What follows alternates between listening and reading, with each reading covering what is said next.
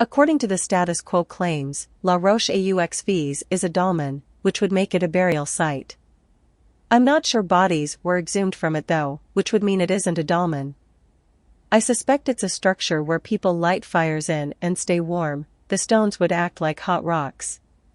It's a technique survivalists use when camping in frigid conditions. This is just speculation on my part, as there seems to be so little known about it that it could be forgery. But if authentic, it is among the most impressive dolmen-style structures.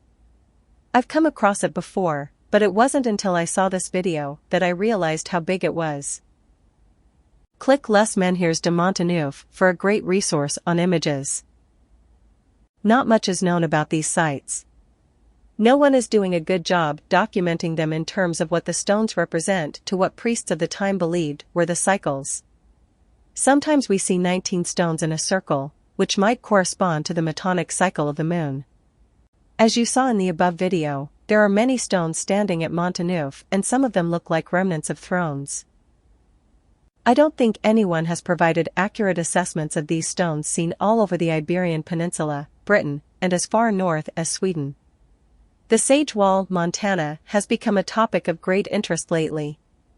If there was a method to construct these sites, and if there is a connection between them, there is no evidence of how any of them were built, nor has anyone demonstrated anything other than the fact that they've failed to emulate the styles of construction. There's even an attempt to recreate the standing of these stones by a crowd of Frenchmen and they failed. See the video. The technology used to move and erect these megaliths could not have been primitive. But they are in places the Phoenicians and those who went inland from those ports used to be. Keep reading to see some possible Celtic connections or origins to words in the Bible.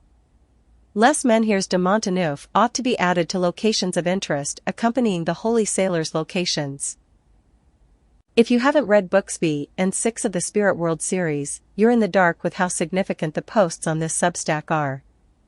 You'll want to catch up because I am priming my audience for the next book, which will be a standalone one. Click here for Book 5. Click here for Book 6. Become a member to access the rest of this article. If you've never been a member and want a comped month to see if my work is a good fit for you, follow these simple instructions.